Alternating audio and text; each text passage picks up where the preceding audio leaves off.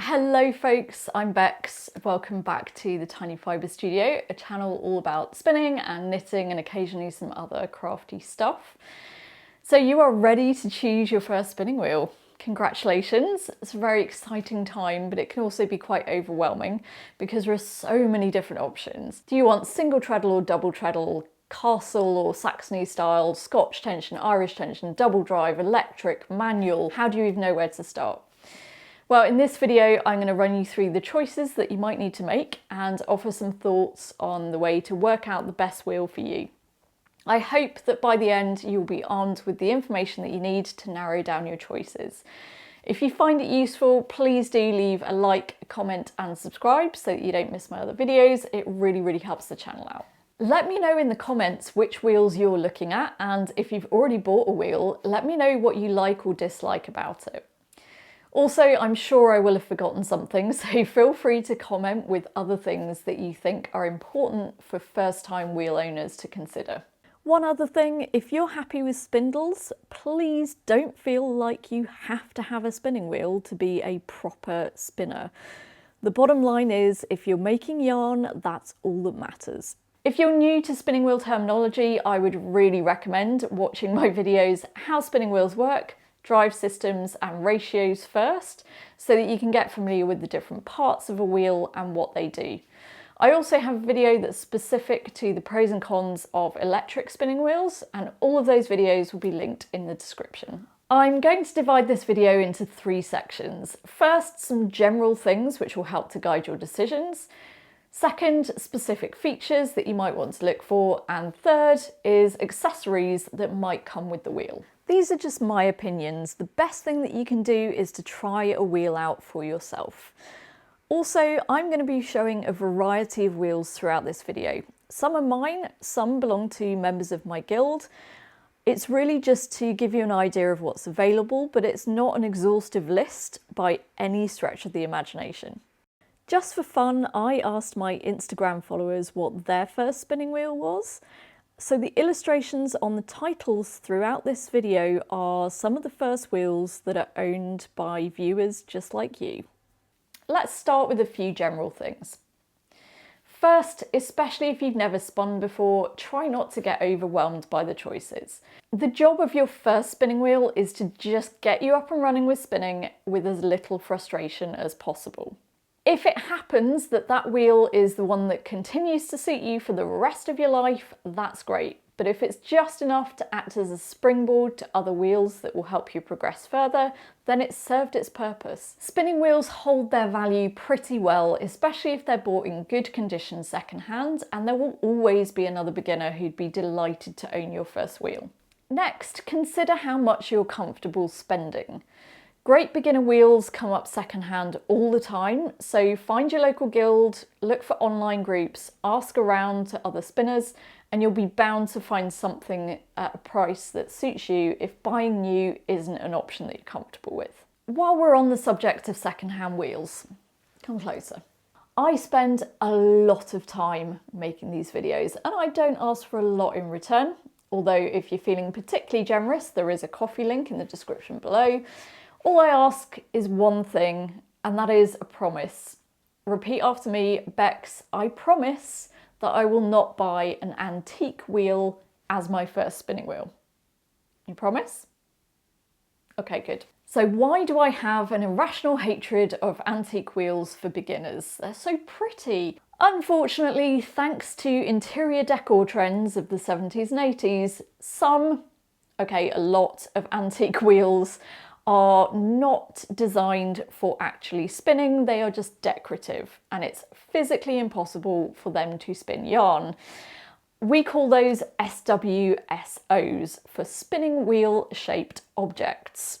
Experienced wheel spinners can spot those a mile off because they know the telltale signs of what to look for, but unfortunately I have seen way too many beginners buy their first wheel and be all excited only to be bitterly disappointed, not to mention out of pocket, when they realise that it's not actually functional. And I just don't want you to be one of those people. Even if they are capable of spinning, many antique wheels were built to spin a very specific kind of yarn, and they might not be suitable for what you're trying to create, especially as a beginner. In short, an antique wheel might lead to a lot of frustration for a first-time spinner, so maybe just avoid them until you're a little bit more experienced. The only exception to this would be vintage wheels from a known brand like Ashford or Louet, who've been making wheels since the mid-20th century. They're solid wheels, and in many cases the current parts can still be fitted to older models. The other thing with the Ashford wheels in particular, the Ashford Traveller, the Ashford Traditional, etc., is that a lot of experienced spinners will have used one of those wheels in the past, so if you encounter any issues, there will normally be somebody who's able to readily help you out. Another general thing to consider is how much space you have and how portable you need your wheel to be. Almost every manufacturer makes a great folding wheel, so portability or lack of space doesn't have to mean compromising on other features.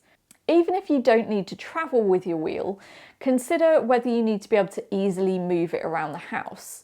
And if you're trying out a wheel, don't forget to pick it up and see how easy it is for you to move around. You could also consider one of the many electric spinning wheels on the market, which are particularly useful for those who need great portability or who might have difficulty treadling a wheel, or, if you just want to spin with your feet up. I'm often asked whether I'd recommend that folks learn on an electric wheel. Some people feel it's easier to learn on an electric because you don't have to worry about learning to coordinate the treadling of the wheel and the drafting of the fibre at the same time. And while that might be true, I liken it to learning to drive a car. If you learn to drive a manual car, even though it might be a little bit more difficult to start with, you'll always have that skill, and you also get to understand a little bit more about how the car works. If you learn to drive an automatic, you're restricted to only driving automatic cars, otherwise there's a very steep learning curve.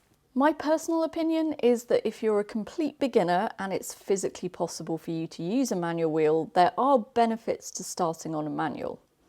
If you're confident drafting fibre on a spindle and you need great portability in a small package, or if it's physically difficult for you to use a manual wheel, then definitely consider an e-spinner. If you are going to go down the e-spinner route, just be aware that some models, especially the more entry-level ones, don't always cope very well with the slower speeds and higher than average brake tension that beginners tend to want. It is good practice to spin with as little brake tension as you can get away with, and these are no exception. Our final general topic is, what kind of yarn do you want to make? Pretty much any kind of wheel can make pretty much any kind of yarn, but if you dream of spinning a particular type of yarn, your life will be much easier if you choose a wheel that's well suited to that purpose. As we go through this next section, we'll talk all about the specific features that are good for making different yarns. Also, don't worry if you don't know what you want to make yet. Just pick something that's good for a wide range of yarns, try it out and see where you go from there. The first feature to think about is style. Broadly speaking, there are two types of wheel: Saxony or castle style wheels. On a Saxony style, the drive wheel is to the side of the flyer, whereas on a castle style wheel, the drive wheel is underneath the flyer. Most of this decision comes down to personal preference and ergonomics, because the end result is still the same. They're both going to put twist into fibre. If you're able to go to a shop or a fibre festival and test out a range of different wheels in person before you buy, that's ideal. If space is an issue for you, then the castle style wheels can be a really good choice because they take up less space. A lot of people also find them ergonomically better because you're always sitting kind of straight onto the wheel. However, a lot of people really love Saxony style wheels. It's kind of got that fairy tale vibe if that's what you're looking for. But Saxony wheels will sometimes have higher ratios or faster ratios, which is really handy if you want to spin super fine yarns. Some Saxony wheels have the option to buy them with the flyer on the left or on the right. Most of that is going to be a personal preference. Most Saxony style wheels will have their flyer on the left hand side though. So if you're not quite sure, I'd maybe just start with one on the left and just see how you get on. The other thing when it comes to style is that sometimes there might be a particular wheel that just aesthetically is really pleasing to you, whereas another very similar wheel in terms of specifications might just not do anything for you at all. Personally, I'm definitely a really big fan of having wheels that aesthetically are pleasing to me. I know that shouldn't matter, but kind of does. Our next feature is drive systems. Single drive, either Scotch or Irish tension, tends to be a little bit easier to adjust, especially if your wheel uses a stretchy drive band, in which case you only really need to adjust the brake tension, so it's just one thing to adjust. Some wheels will have the option to use 2 or 3 different drive systems, which is very handy if you've ever wanted to try out a different method, but it's not an essential feature. I have a separate video all about drive systems, which I highly recommend you watch, but as a quick recap, Scotch tension is a good all-rounder. Irish tension pulls in the yarn fairly firmly, so it's not so suited to fine yarns, but it's great for medium to bulky, and it can also be quite a good one to learn on because it gives you that feedback that you need. Double drive is a little bit more fiddly to set up because you have to find the particular sweet spot for it. But once you've got it set, it offers very smooth, very consistent take-up, which is really good for fine to medium yarns. Next up is ratios. Again, I recommend that you watch my ratios video, but to recap, ratios determine how fast twist gets put into the yarn. Generally, as a beginner, you don't want twist going in very quickly because your hands and feet are still trying to learn how to coordinate themselves, but as you progress, you'll definitely want to change that. Ratios are written as 1 to x or x to 1, where x is the number of times that the flyer rotates for every time that the drive wheel rotates once. Broadly speaking, you want a faster ratio, so higher numbers for thinner yarns, and a slower ratio or smaller numbers for thicker yarns. I'd suggest looking for something that goes from mid-single figures into double digits, so something like 6 through to 11 to 1. That's quite a good range just to be able to kind of experiment with lots of different types of yarn. In some wheels, the whirls which control the ratios are built into the flyer or bobbin. So to get other ratios, you'd need to actually change those components out. In other wheels, they're a separate piece that you can change independently, which is really handy. Next up is orifice type. The orifice is the hole that the yarn travels through to get from the outside of the wheel onto the bobbin. It's really important to make sure that the orifice on your wheel is big enough to handle the kind of yarn that you want to spin. So in particular, if you think that you might have an interest in making bulky or art yarns, you want to look for a large orifice. The other option is something called a delta orifice, and that is a piece of metal that's shaped either like a V, or it might be a loop or a spiral. Those are usually designed to complement wheels that are designed for spinning on the bulkier end of the spectrum, although some wheels have general purpose flyers with a delta orifice. Another aspect of the orifice is the orifice height. In my opinion, this is less important than a lot of people think. With an orifice that's like this, so one of the hole type orifices, you can have your hands at most heights and most angles, and the yarn will still feed into the orifice. So you can just sit in a position that's ergonomically best for you, and your yarn will still be able to feed in nice and smoothly. The exception is a delta orifice. The range of angles that the yarn can enter the orifice at is a little bit more limited. Otherwise, you might get the yarn either vibrating a lot or perhaps getting wrapped around the orifice. So it's best to try before you buy to make sure that spinning at that wheel is going to be comfortable for you. Next is treadle choice, which is basically down to either single or double treadle, and it pretty much comes down to personal preference again. Many people seem to find double treadle a little bit easier, but ultimately I think most people will just get used to either system. And it's worth remembering that you can just use 1 foot on a double treadle wheel or 2 feet on a single treadle wheel if necessary. More important is probably how the treadling feels for you. Some wheels can feel a little bit heavier to treadle, some wheels can feel a little bit lighter. They all have different angles that the treadles go up to. So in particular, if you have any problems with your feet, knees, hips, etc., it may well be worth trying the wheel out first to just see how your body gets on with it. Before we get into accessories, our final feature is upgradability. Can you get different components to fit to your wheel if you wanted to expand its capabilities? It's certainly not the end of the world if you can't, but a wheel where you can swap the flyers and whirls with different ones might allow you to customize that wheel to make spinning your favorite yarn easier. And it might mean that you can hang on to that wheel a little bit longer rather than having to buy a different one.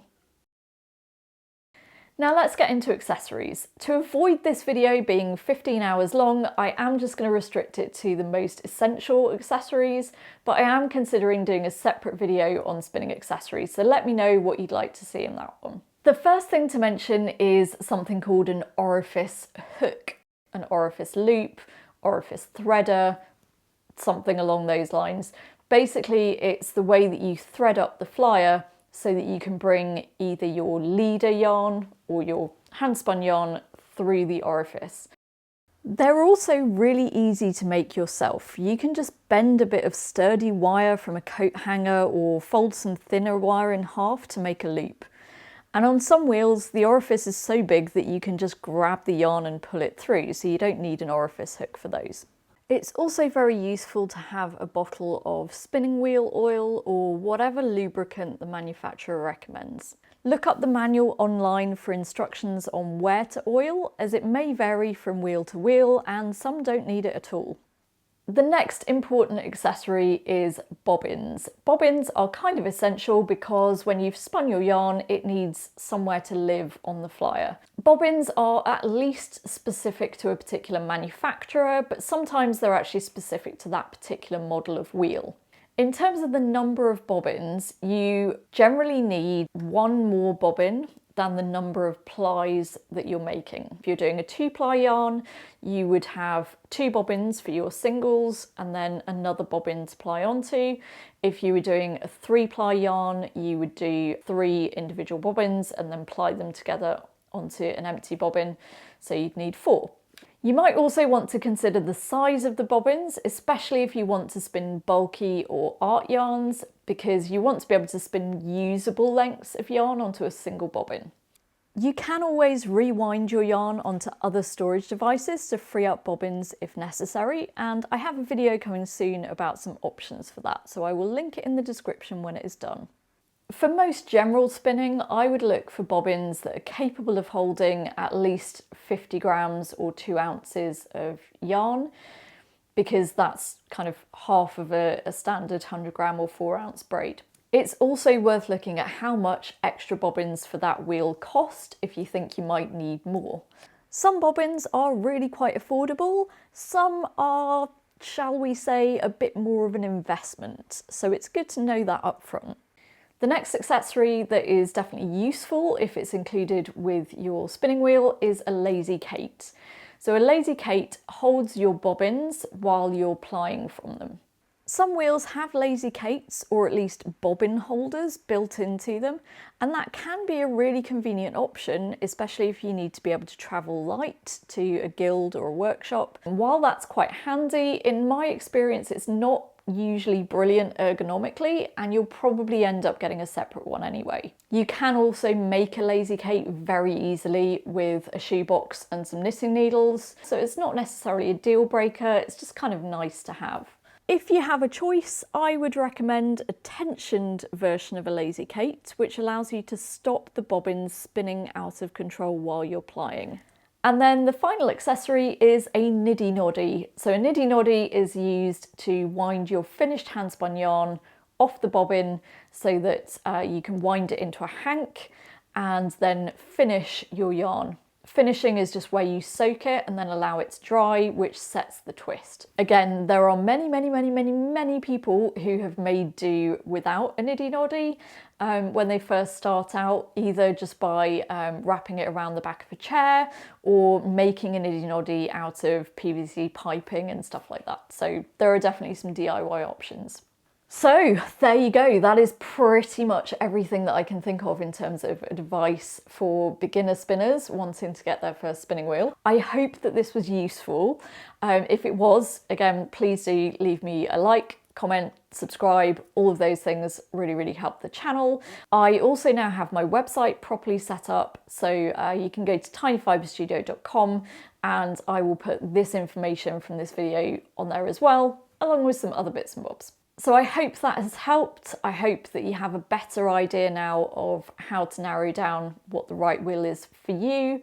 And as I said at the beginning, don't get too overwhelmed by the choices. There's a lot of options out there, but I have every confidence that you will find the right one for you. And I will see you again soon. Take care.